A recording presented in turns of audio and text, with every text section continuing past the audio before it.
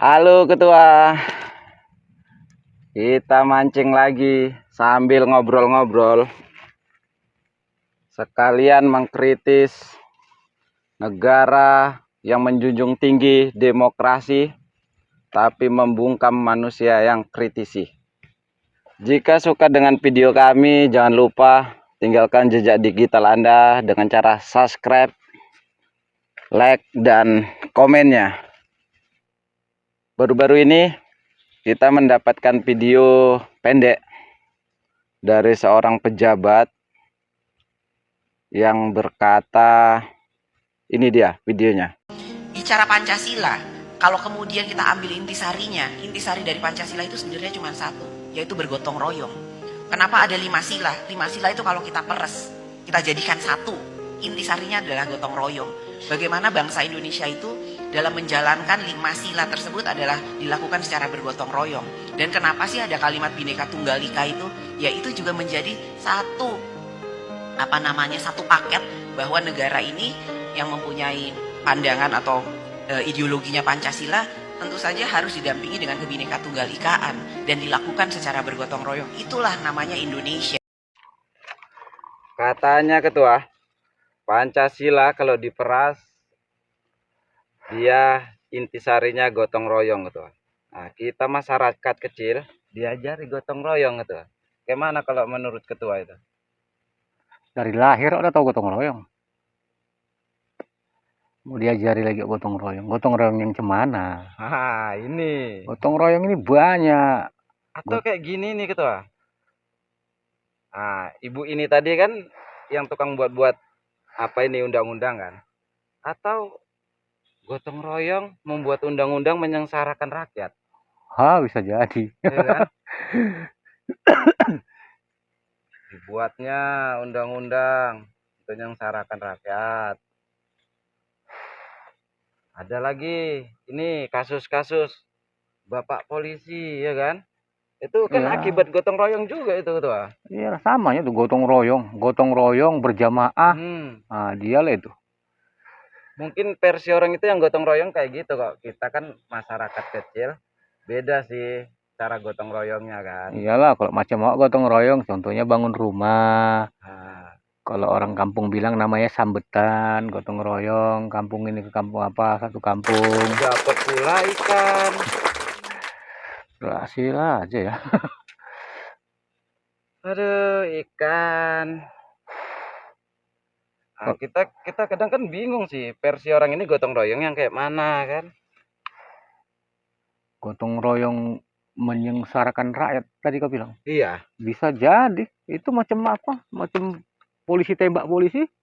Itu gotong royong. Gotong royong. Kalau enggak kan mana mungkin terjadinya banyak kali iya, polisi yang kena kan?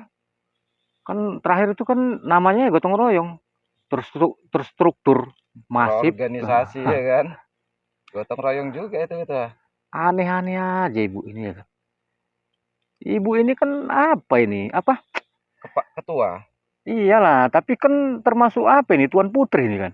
Iyalah. Oh, patutlah. Yang dulu ini Menteri Perempuan kurasa, keperdayaan perempuan ini. Iya.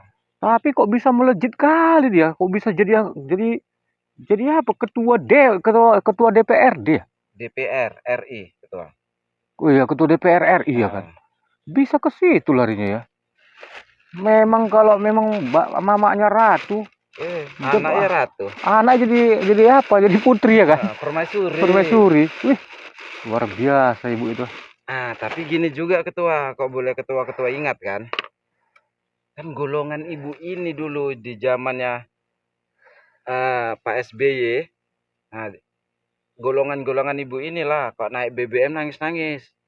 Seolah-olah mewakili suara rakyat. Nangis. BBM naik, kenapa dinaikkan? Gitu kan. Golongan merah-merah itu kan? Betul. Golongan merah-merah itu tiba sekarang. Ketua tahu lah berapa kali naik BBM. Ini mau naik lagi. Rencananya antara 9.500 per 10.000. Naik kan? Iya, itu petralit. Nangis-nangis. Kenapa di zamannya dulu nangis-nangis? Kan ngeri sih nangis. Apalah pokoknya seolah-olah mewakili suara rakyat lah. di waktu itu. Di waktu itu. Sekarang Sekarang, dia yang bikin naik. nah, sekarang dia yang bikin nangis. Dia yang buat nangis orang. Nah, Ini kenapa nggak bersuara atau gini atau presidennya dari pihak orang itu? iya. Nah, Aturannya kan ya paling tidak adalah pembelaan. Jangan naik dulu lah, nggak usah naik lah.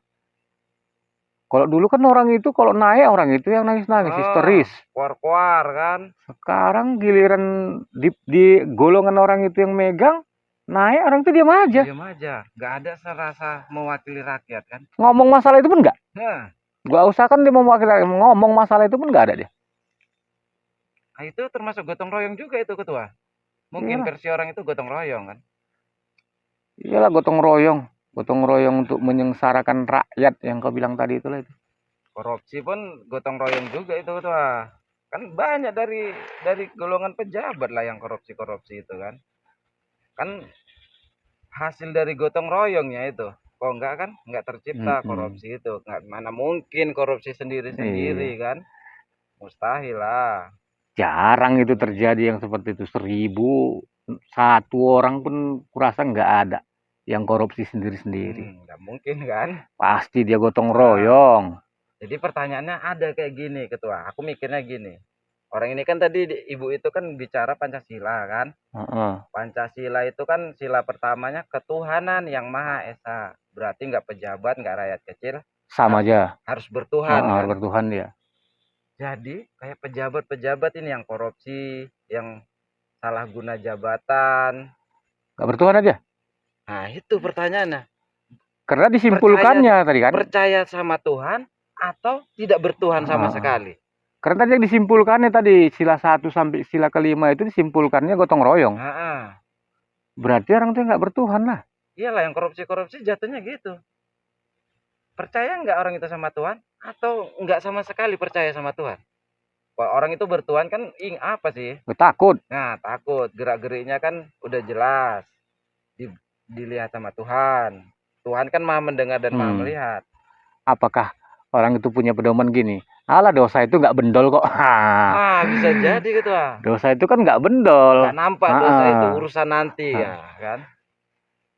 Apa mungkin kayak gitu prinsip orang itu? Masa rakyat yang disuruh harus tahu Pancasila, pejabat enggak ya?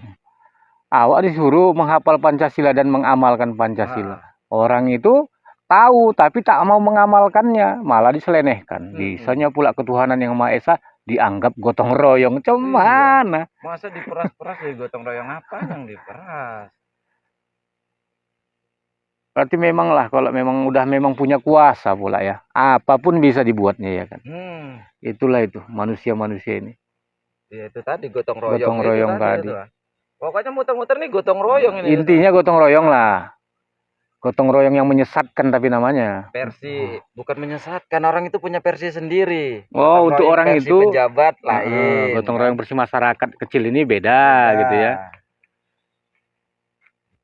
Nah ini gotong royongnya rasaku udah gotong royong kali kok rakyat ini ketua. Ya udah bukan gotong royong lagi, pemerasan, pemaksaan kok gotong royong. Kalau gotong royong itu kan apabila kita diundang, kita disuruh datang, nengok, membantu semampunya gitu kan.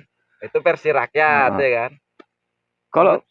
Kalau gotong royong versi orang itu kita diperas. Dalam arti kata diperas gini, contoh kita harus bayar BPJS, itu kan gotong royong namanya. Gotong royong kesehatan. Tapi kita nggak kita harus dipatokkan. Dipaksa harus ikut, kalau nggak kita nggak bisa ngurus apa-apa. Tapi itu gotong royong bayar pajak ya kan. Sebetulnya udahnya kan. Kalau untuk kita kan. Udah kali kita ini udah menjalankan sila betul ini. Cuma di rakyat sila yang keadilan itu entah kemana untuk rakyat kecil. Keadilan sosial bagi seluruh rakyat Indonesia ya kan. Udah adil sosial pula kan. Entah di mana dia letaknya. Nggak nampak. Tiba rakyat kecil aja kena kasus, wih, berjalan cepat. Pejabat yang kena kasus, muter entah kemana-mana. Selesai pun enggak kan? Tapi gotong royong. Iya, gotong royong memang Gotong royong itulah. dia. Versi orang itu gotong royong itu. Diputar-putarkan ke sana kemari, ujungnya nggak jadi, nggak jadi tersangka. Kalau apa ini pemimpin-pemimpin ini modelnya, kalau dia sudah tahu dia salah, sudah terbukti dia salah, tahu bahasa apa orang itu kalau ngomongnya? Ah, bahasanya apa gitu? Terjolimi. Aduh. Terjolimi bahasanya. Kan luar Ada aja untuk biasa ngeles itu. itu ya kan. Kata siapa yang Terjolimi. jolemi kan? Nah, terjolimi katanya. Ya Allah, udah terbukti dia bersalah pun terjolimi.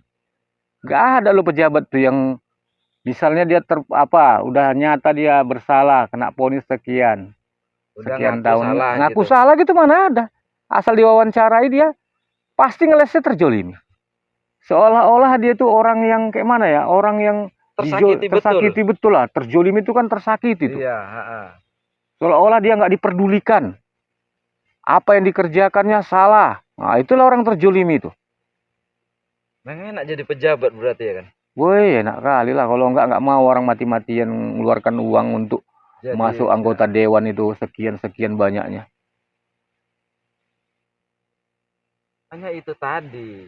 Mungkin karena kita kan sama-sama tahu lah rahasia umum lah kok jadi dewan itu ongkosnya banyak kan. Woi, ya banyak kali ongkosnya. Rupanya memang orang itu mau cari gotong royong itu tadi mungkin kan.